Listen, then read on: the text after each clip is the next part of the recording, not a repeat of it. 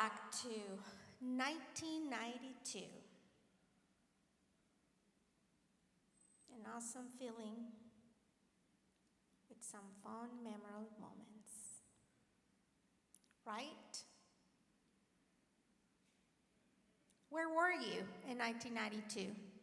Let's open our eyes. You have young children at home and a lot of plans for retirement, I bet. Well, 30 years ago, in 1992, a few months before I turned 16, my parents and I migrated to the United States of America. We settled in Dallas, Texas, and since then, I live here. This is home.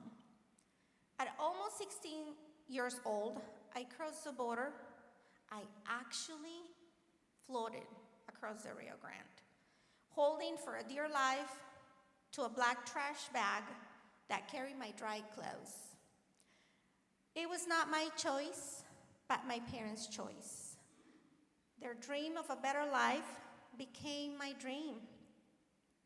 Every achievement in my life, it's also my parents' achievement. They chose to migrate because they strongly believe I will have a better life. My full name is Juana Rocio Morales Rico, daughter of migrants Santiago Morales and Victoriana Rico from Guanajuato, Mexico. I have served as a licensed local pastor here at Lover's Lane. I am the pastor of Missions Ministry for 10 years. I am also a proud member of CLEAR-DFW, Clear League for Emergency Action and Response. It's a loose coalition for more than 40 DFW area faith leaders, including Christians, Jewish, Muslims, Hindus, and more. We represent many local faith communities and denominations and self-organized during these past months in order to respond with faith and justice to what is happening in our city. My story is every migrant's story, a story of willingness, resilience, and faith. I strongly believe that migrating is a natural right for humanity and for the animal kingdom. Looking for better land to thrive is necessary when resources are limited. From animal herds to human settlements, migration has always been one humanity's most important decision for survival.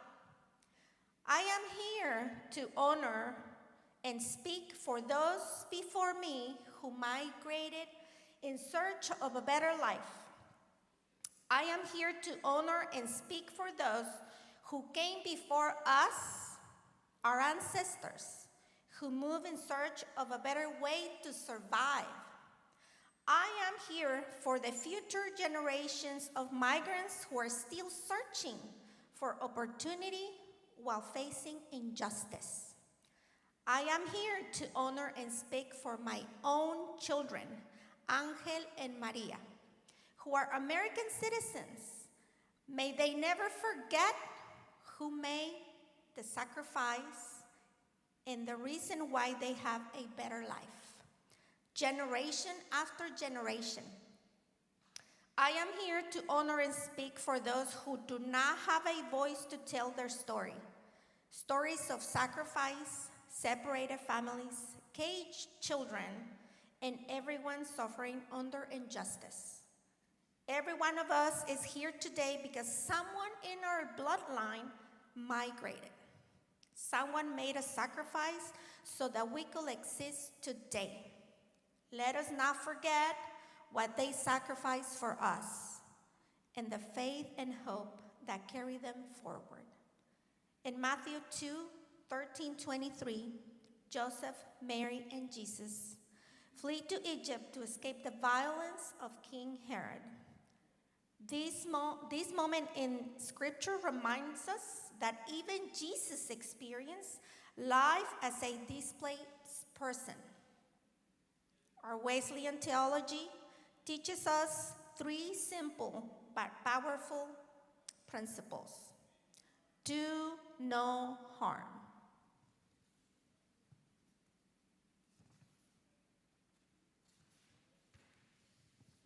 Do good and attend the ordinances of God. Today, I invite you to please visit the table, if you haven't, of the CLEAR booth to learn how you can help support our migrant neighbors here in the Dallas area during these difficult times of despair, persecution, and injustice. May God, our God of divine justice, keep us all safe and blessed. Wherever injustice seeks to harm our lives, our integrity, our freedom, and our faith. Amen. So I am going to talk about migrating. Do you remember when you migrated to another state for the love of your life? Some people call it move. I moved to Kansas. I moved to Georgia. It's migration. We all migrate. When our children are soon to move on, mine, decide to go and look for better opportunities in other colleges, we say, he's 18, he's about to go, he's moving to another state. When in reality, they're migrating for better opportunities, for better schools, for better jobs, or because they just want to leave us behind. But we all do it. Everyone does it. How many of us believe some time ago, if we migrated to another state with the love of our lives, opportunities will be better? We call it, we were in love, when in reality, we migrated to look for a better life. I know migration, it's a hard subject to talk about these days. When in reality, migrating, it's always been there in many forms, in forms of love, in forms of going to college, in forms of, I don't want to live with my parents anymore and I'm moving away. So I'm moving and migrating to my friend's house or another community, another neighborhood. It is really hard, the word migration. And it seems like it's harder to understand when we talk about migrating, crossing the border, or flying over the border, then it's like horrendous. But we do it in here in the States. Let's not forget, it's still migrating for better opportunities and better ways of life. How many of you have done it? Those who, you? Where did you, Miss Gail, migrated? A lot of places. All right. All right.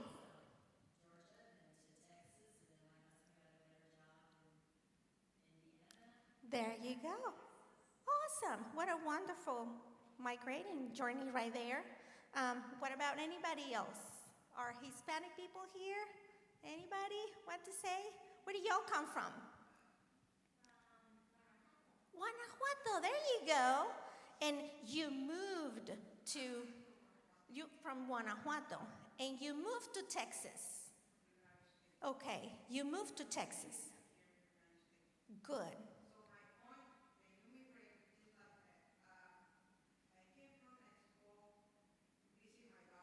Uh-huh. Yes. Ah.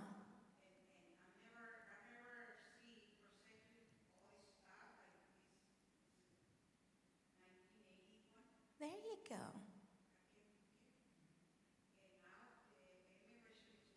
Of course.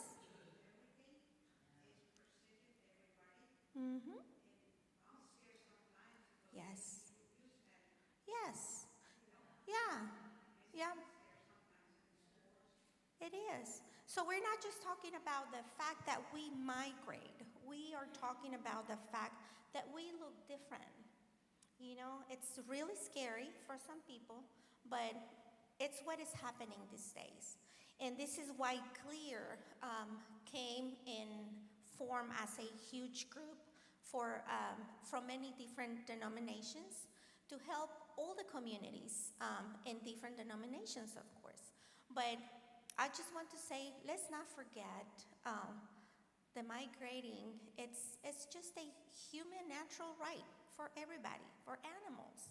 It shouldn't be scary to talk about. It shouldn't be scary to do it.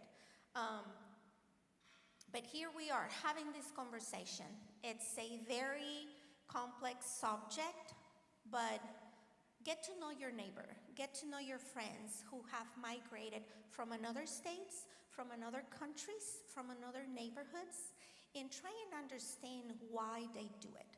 Migrants do not just come from other countries. They come from other states, from other neighborhoods. Love them all, love your neighbor, and find out how can you help them. So if you go to the CLEAR table today, if you have not gone, we have many information about the ways that you can help your migrant neighbors, whether they came from another country, they came from another state, or those who are leaving to seek better ways and better places to live, like our students. I know some of us have grandchildren who are thinking about leaving the nest, and they're about to migrate to another state, to college, because they want a better education. So let's talk to them and see and find out what they know about migrating. Make sure people understand that migrating, it's a human right for everybody, and it's not something that is political. We all do it. So if you have any questions, let me know. Let Kim know. Maybe Kim wants to talk to you, Kim. Yeah, what questions do you have? Any questions that you might have? Okay, I have a scenario. Yes. And how about you come here? Come on. Yes, so you can talk in the microphone. Yes.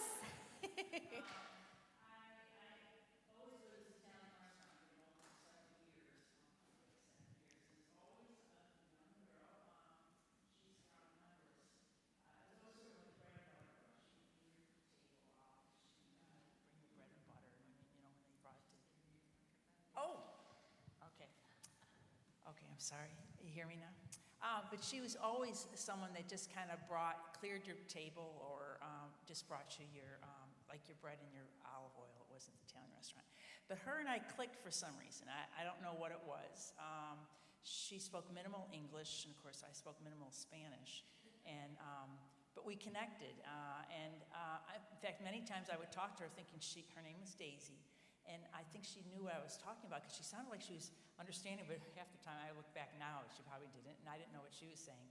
But anyways, she left. I was gone one summer, and when I came back, there was a note from her, I guess one of the waitresses had written it in English and said, "Kathy, I'm leaving, I'm going to Oklahoma. I just want to know if we can still keep in touch." And that really touched me, because we kind of had a bond. And so I traveled to Oklahoma to see her. I've been there several times. But the reason I'm asking for help is she's got 4 children now, so she's almost 30 now. But she's very afraid of what can happen to her. And I think that's why they moved to Oklahoma, her boyfriend. She migrated to Oklahoma for her boyfriend. And he doesn't want to be in Dallas because he feels he's more vulnerable here, where they're in a small little town in Oklahoma. And I don't know how to, I don't make it clear, I haven't visited your table, and maybe that can help me, but I feel like I want to be there for her if something bad happens. I don't know how to do that, so. Yeah. I'm not sure, Kim, if CLEAR has any connections in Oklahoma. Not sure. Maybe through the conference, possibly. We can find out. Any other questions, you guys? Or anybody who would like to share a story or concerns that you might have? and how life happens with migrants. You want to come here? Yes, it's okay.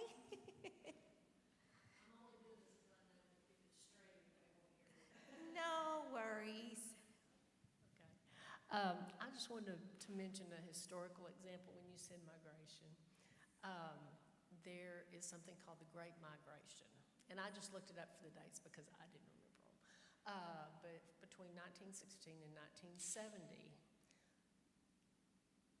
people of color were ready to get out of the South because they were, it had been years since the Civil War, but they were still being treated worse than second-class citizens. And so there was a migration of people from the South of the United States to a lot of the Midwest, so that there would be less oppression, which is really what it was. I just wanted to mention that as an example of migration. Yes, here in the United States, inside migration, it's a thing. It's a real thing. It's not just, when we talk about migration, we think people coming from other countries and coming to take over whatever people think we're coming to take over. We come here to thrive, to look for opportunities, just like many before us. Ms. Viv, you want to come in here? The Native Americans, you should have a word with that because I know you are. Come here. It's all right. Yes, let's share your story, a little bit of story. She's Cherokee, if I'm not. Yes. No, well, I never got to really get involved with that as much as I would like to, and now I really try to keep in touch, but it just makes me angry that these people were living here a peaceful life and getting on and doing well, and these people from another country just come over and think they should take it over, and it's one thing if they come over and they wanted to live here, but they didn't just do that. They come over and took everything from them and thought that that was okay. And these people are still living that way in many places, and things like becoming an officer or a president or whatever, they can't do that. But it was their place first. Yes, exactly. So we all know the story about migrating, about migration. My favorite migrant, Jesus, of course, and my parents and myself. So, but let's not lose focus. It's not about sometimes migrating. I think it's a little bit more about being intimidated from people who are different from us. That has to do, on my point of view, a lot. Like, we're afraid, your culture, a different language. I mean, on my behalf, I want to say, when I came here, I was afraid of anybody who did not look like me, terrified. And I did not know how to communicate because I didn't know the language at 16. I survived, but I was afraid. So if anybody was afraid I'm sorry, I was afraid of you too. So, so anybody who would want to share? Kim? I'll just share that it's making me think of kind of the two sides of this. So you have like what is happening right now, the things that Mara shared. You have ways, you can choose to get involved. And so that's something that at the CLEAR table we have,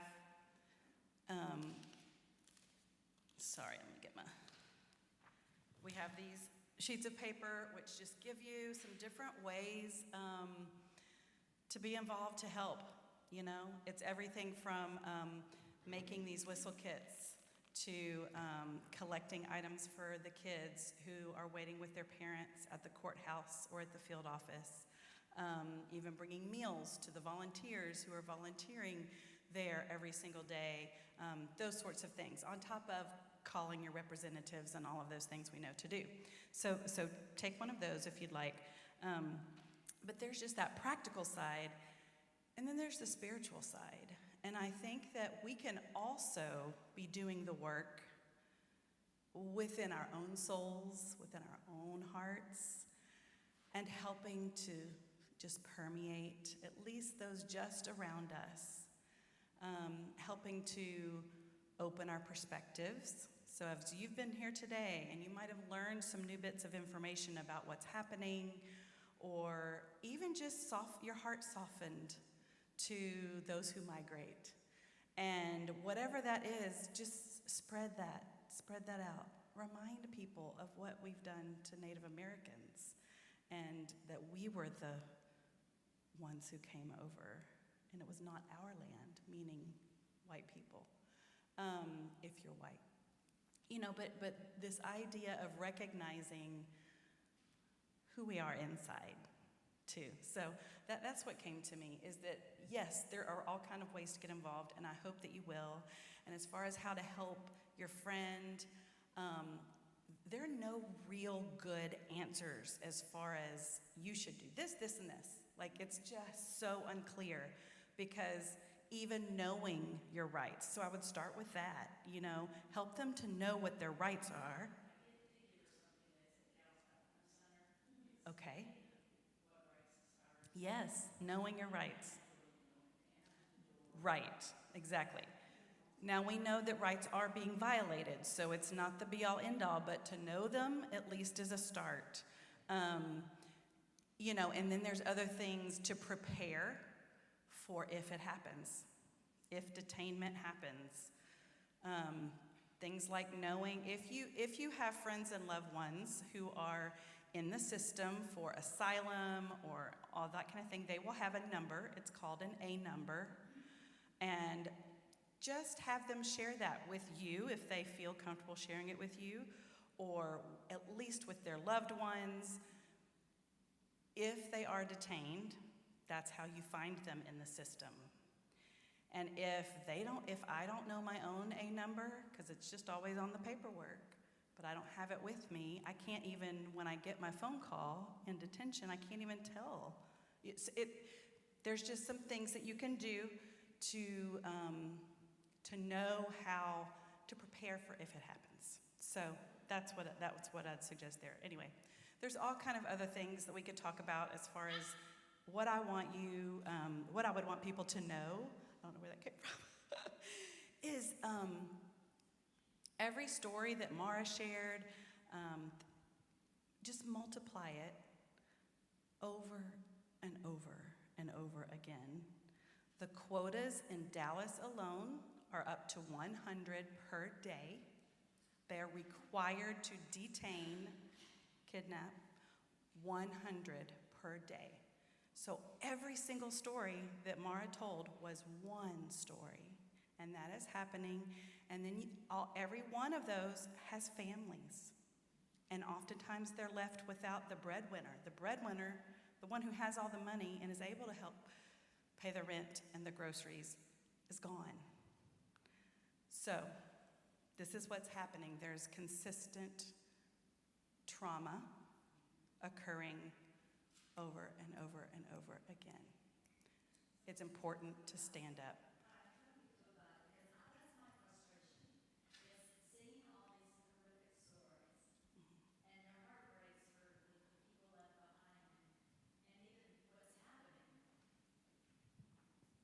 And I just almost can't deal with it anymore. You know, watching it, and it breaks our hearts. But what can we do aside trying to vote and vote and vote? But Call your representative. It's ad nauseum. I know you know these things. These are the things that make a difference. You know, the whistle kits. If you don't know, this is the hotline to call. This number, I have it in my phone. I have not called it yet, but if I come upon some scenario where I'm like, that seems like it's ICE. I may not know for sure. It feels like they're about to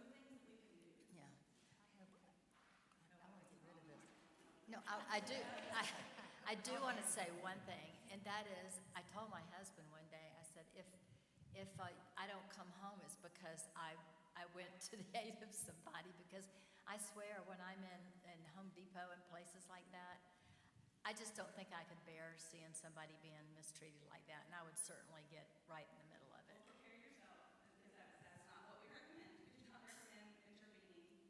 We recommend recording. So you get out your phone and you record, and you stay 10 to 15 feet away so that they can, a tactic is walk by you and shove you and then say that you attacked them, and then they can then attack you. So this goes for anybody, not just brown people. Well, that's good to know, because I'm not that way. So I'm be pretty careful. reactive. You know what happened to in Minneapolis Absolutely. to two white presenting people. I don't know their nationalities necessarily, but it doesn't protect us like we might think. I mean, it does in some ways. Granted, there are privileges, but yeah, this is the time to use any privilege we have, whether it's we have more money, whether it's we have white skin, all of these areas of privilege.